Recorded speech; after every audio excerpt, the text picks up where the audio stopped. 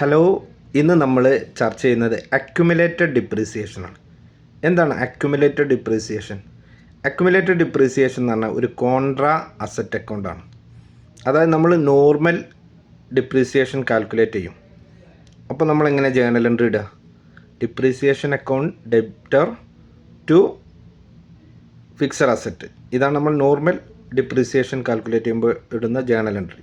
എന്നാൽ accumulated depreciation ആണ് നമ്മൾ ഫോളോ ചെയ്യുന്നതെങ്കിൽ നമ്മൾ ഡിപ്രീസിയേഷനെ ഡെബിറ്റ് ചെയ്യും, അക്യുമുലേറ്റഡ് ഡിപ്രീസിയേഷൻ എന്ന് പറഞ്ഞ ഒരു ഹെഡ് നമ്മൾ ക്രെഡിറ്റ് ചെയ്യും. ഇത് നമ്മുടെ ബാലൻസ് ഷീറ്റിൻ്റെ അസറ്റ് സൈഡിൽ ഒരു നെഗറ്റീവ് അസറ്റായിട്ട് കാണിക്കും അക്യുമുലേറ്റഡ് ഡിപ്രീസിയേഷൻ. അപ്പോൾ നമ്മുടെ ഫിക്സഡ് അസറ്റിൻ്റെ വാല്യൂ നമ്മൾ ഇപ്പോൾ ഒരു 5 വർഷമാണ് അതിൻ്റെ ലൈഫ് ടൈം എങ്കിൽ ഈ 5 വർഷവും ഫിക്സഡ് അസറ്റിൻ്റെ വാല്യൂ സെയിം ആയിരിക്കും.